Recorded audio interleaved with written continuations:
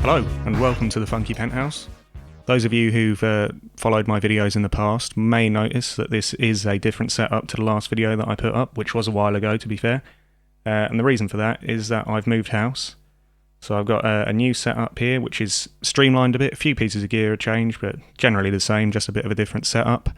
I've got a new camera, I've got a new tripod, so I thought why not try a new way of making videos, because up until now I've not talked in any of the videos, I've not really put any effort into making them look good, but I thought yeah, well, let's do it properly. So this video is kind of a step-by-step looking at how I put together that tune that you've just been listening to in the intro.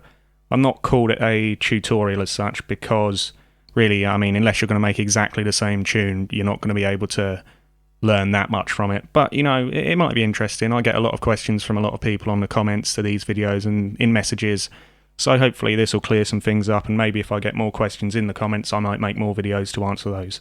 So let's get started. Okay, so this tune, rather unusually for me, I started with a drum machine, or with the drums rather than the chords, which I normally start with. So I started with the Sequential Circuits drum tracks, which I only just got. That's why I started with this on this tune. When you're excited about a new piece of gear, you tend to go with it and see what tune you can build up from there, at least I do anyway. And this one, I got it a bit cheap because it was a bit broken. Some of the buttons didn't work, the audio output didn't work, but I've got it all fixed up now. And you can hear some of the sounds here.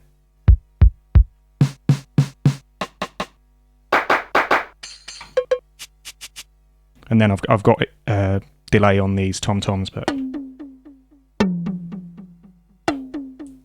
And you can't hear these sounds because they're not hooked up.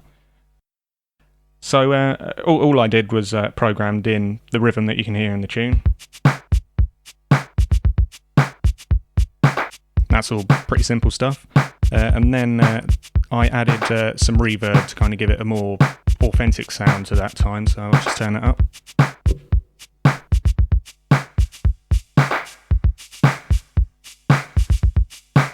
You can hear that does quite a lot. I've not got it on the kick drum because I tend to think you want to get the bass sounds in a tune fairly clean, but then I've got it on the snare, I've got it on the claps and the shaker, the cabasa, because they're on the same output.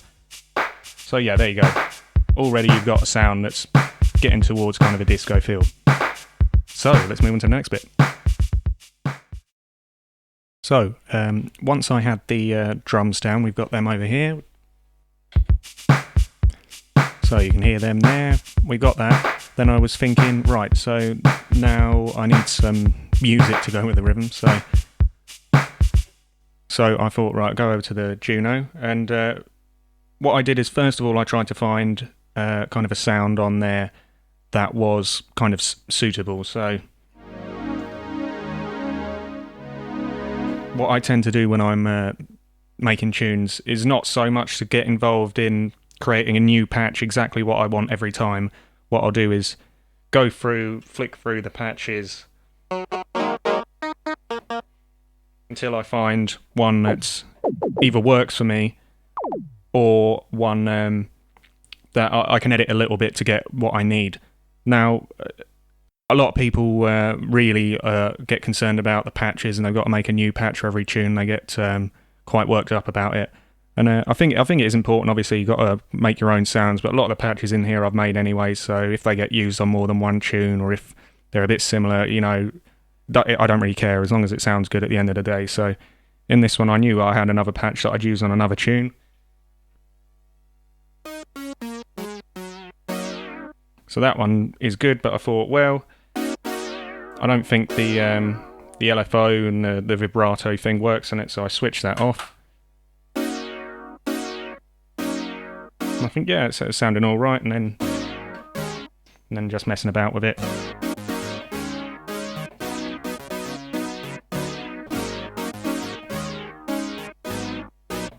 So there you go, you get the idea of that, and so then I programmed it into the sequencer, the Akai over here, and then we come up with this.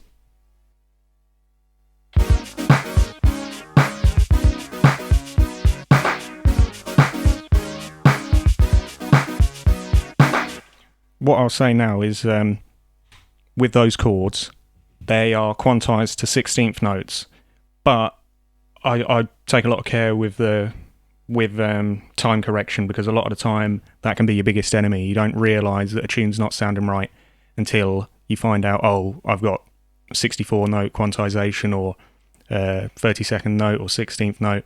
Sometimes you don't want any quantization at all, and that does mean that you've got to play it through properly at least once. But if that's what you need to do to get the tune sounding good, that's what you've got to do.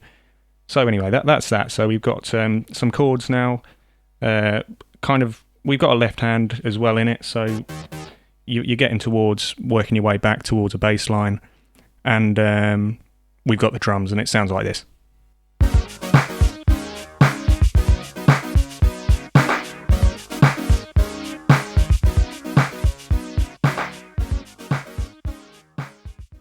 At this point I decided, right, so I've got the chords, but I want to add a little bit of flanger to them to make them sound a little bit more raspy. I like to do that quite a lot. That's something that I do quite often, is add like a subtle effect that you can't really hear overtly, but you can hear in the background. So I added a flanger to that as well. That sounds like this.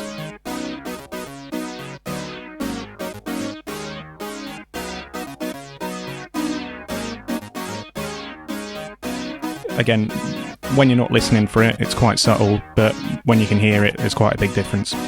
So let's move on to the next bit. Okay, so we've got our drums from the drum tracks, we've got our chords from the Juno. So next, what I did was add some bass, and again for this, I go through patches that I've already made. So this time I'm on the Slim Fatty, the Moog, or the Moog, whatever you want to call it. Yeah, so I just start off, go through some patches. I've got quite a few patches that are kind of already suited to that kind of sound. I call it BAUP. You know, the BAUP. You've got the attacky envelope on the filter, so another one. Kind of a less accentuated one.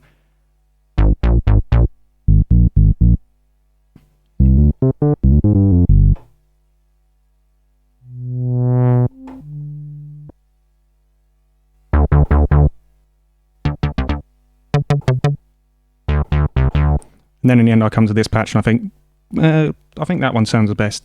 It's one that I made recently, so I tweaked with it a bit, and obviously it's not sounds the best, but it sounds the best in the context. So then we play the tune, and generally what I'll do is I'll play along with the left hand that I played on the chords, so I know what I've got to play. I've got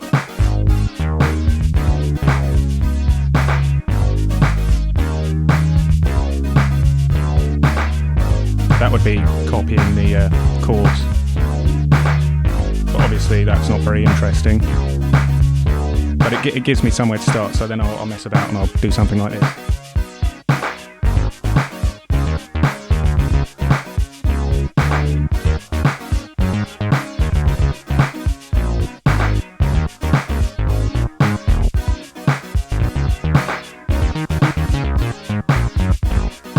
And one of the important things with, just stop that, one of the important things I find with bass, particularly on this kind of stuff, is if you quantize it, it loses all the feel.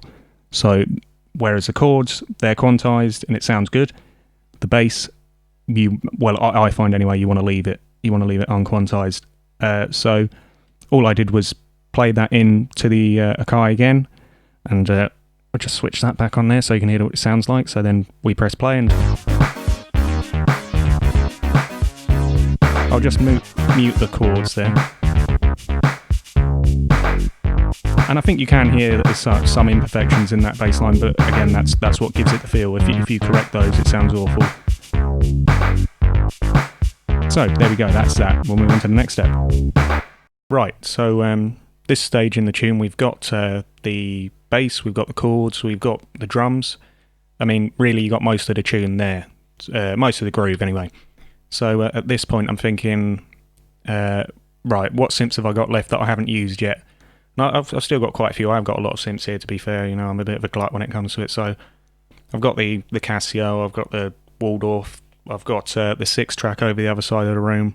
I've got the samplers as well if I needed them for anything. But I thought, well, keep it simple. We'll go to the JX3P next. So I'm not when I was at this stage, I wasn't really sure what I was going to do next, because I've already got the chords. At the time I was thinking I've already got the chords, so I'll try and do some kind of a melody or some little sequenced arpeggio or something. And again, what I do is I'll dive into the patches that I've already got on here. To be fair, sometimes on the 3P I might even go through and see how the presets sound, because a lot of them were quite good. I think the organ ones use a lot on Paul Simpson stuff, which is nice. I really like that. And I think what is it, the sync wah or something like that. I think it's like on automatic by the point assisters and stuff like that. So anyway, yeah, there's some good sounds in the presets on this, unlike the Slim Fatty, which has one of the worst presets range of any synth I've ever experienced in my whole life. You know, come on, take the distortion off, because that's horrible. Right, anyway, so I'll go into the presets on here. The ones that I've made myself in the past. Just try and find something that fits.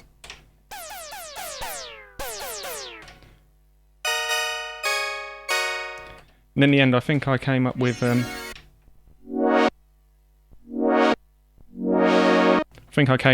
with this patch.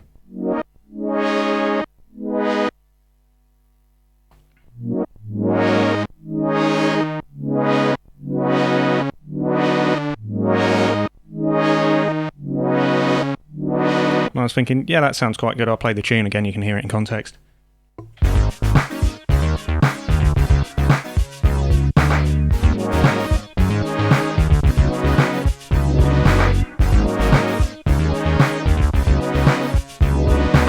But I'm thinking it needs a little something more, so what I did to start off with is I added a bit of delay to it.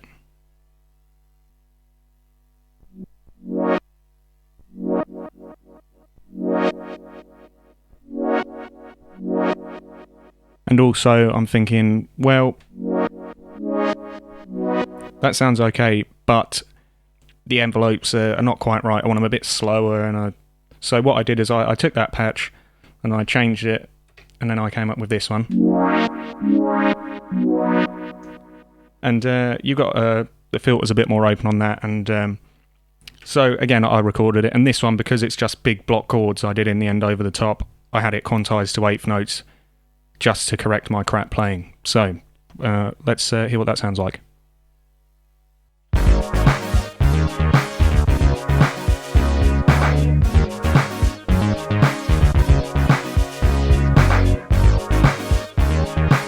So there we go, we're getting closer to the final tune there. One thing that, I don't know, a lot of people say these sound thin, the 3P, without the chorus, but I think some patches actually sound better without the chorus, particularly if you've got kind of a slow filter. That gives you enough. And so this one, I've got the chorus off. Granted, I've got a bit of delay on it to bulk it up a bit, but when I turn the chorus on, I think it gets a bit flabby and I don't like the sound as much. Loses its crispness.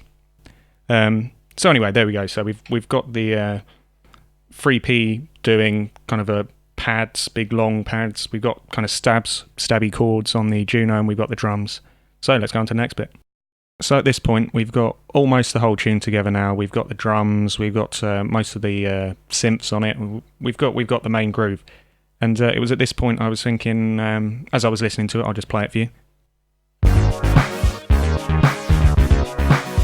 I was listening to that and I was thinking, sounds good, but I think the drums could do with a little bit extra, so if we'll just mute them. Mute everything other than the drums, rather. So I was listening to them and I was thinking, a lot of boogie tunes from the 80s have got drum tracks that sound quite similar to that, but then they'll have some live percussion on top, some live shakers, or they'll have some live bongos, congas, that kind of thing. But on this one I thought, well, what I'll do is I can't be asked to actually record some live stuff. First of all, I've not got any live percussion, and then it would sound bad through this mic and everything. So I thought, well, next best thing, I'll go to another drum machine. I've got this one here, which is an Elka Drumstar 80. And I just stopped that, and I just went through the sounds, and I was listening to the sounds, and I thought, well, it's not much. But just adding that to it, I think, makes quite a bit of difference. It gives a lot more flavour to the drum track, and it makes it a bit more interesting. So I'll just play that now. We've got this unmuted.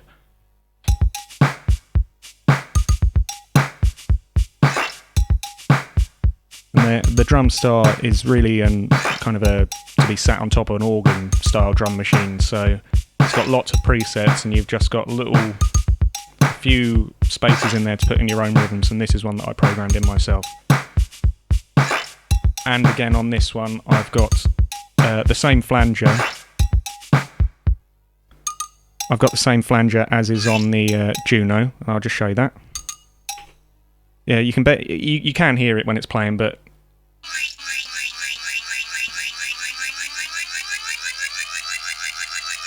that gives you a good idea of kind of how deep the effect is. So there we go. We've got almost everything together now. I'll just unmute everything. And let's hear it.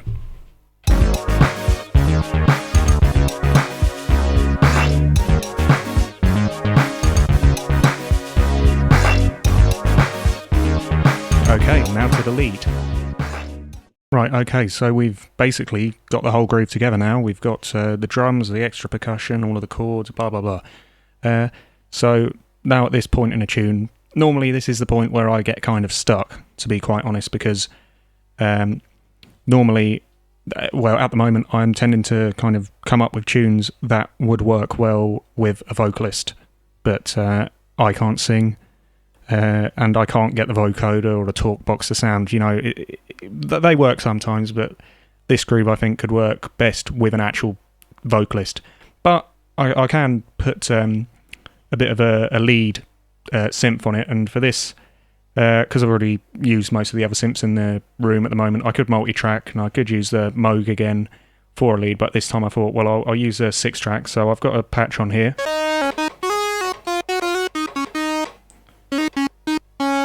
Sounds, you can probably hear the keys when I press them, because they're very noisy, but that is, it kind of sounds like a sync lead. It's a unison patch on the Six-Trak, and it's one that I actually made a little while ago to sound not like a lead, but actually it was going to be kind of a bass patch. And if I play this, you might recognize what I was going for.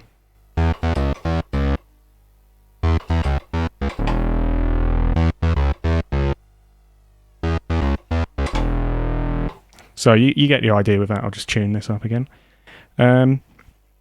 So yeah, basically this is just a really dry lead patch, and although I haven't actually sequenced it at the moment, this I would probably record non-quantized again, just because you get the live feel. So I'll just play along for a little bit, just so you kind of get the idea of what it would sound like.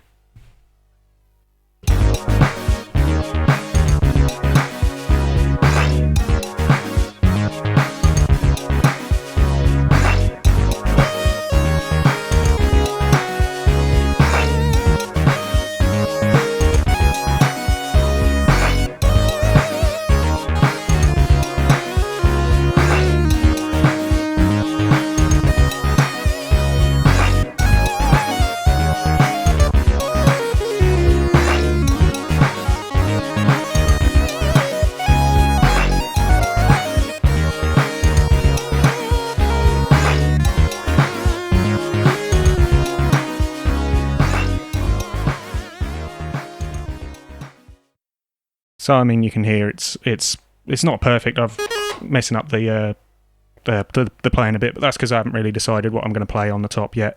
Really, I'd like to get a vocal down on something like this, and then you'd do little instrumental passages with leads. So that's basically everything now, apart from one final stage. So I mean, that's really all there is to it. We've got the groove together now.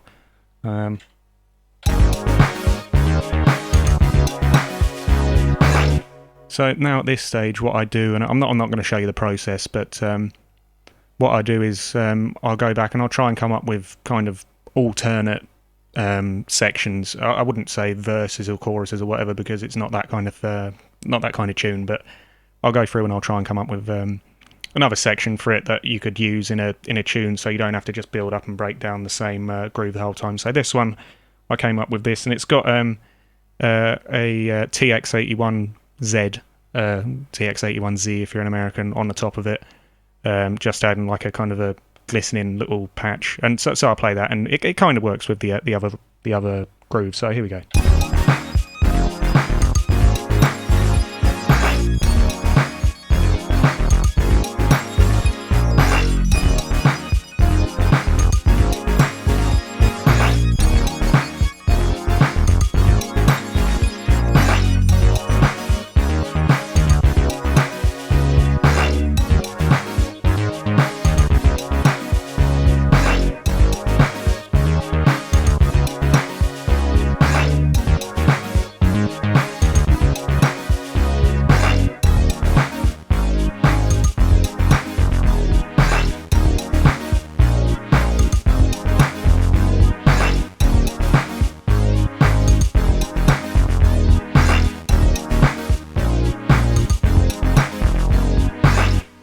And again, there at the end here, there's another little loop that I've come up with.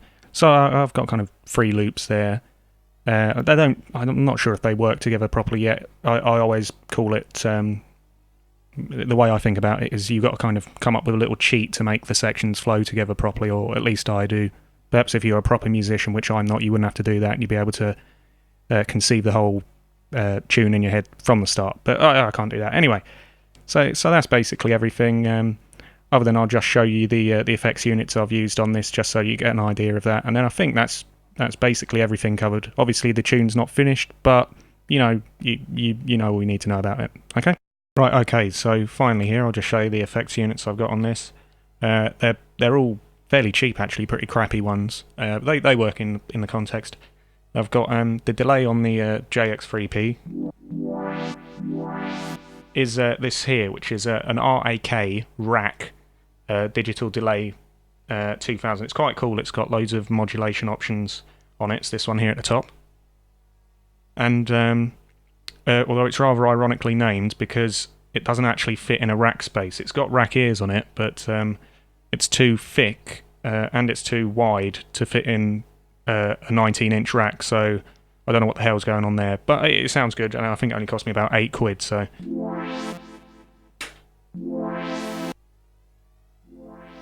you know, it's quite clean, but you can do cool stuff with it. And other than that, the reverb rather is this down here, which is an Art Multiverb Alpha 2.0, I think, which is, I mean, it is really crappy as a unit. There's one patch in it though for reverb that I like the sound of. It's called Basement Funk. Funk as in THUNK, funk.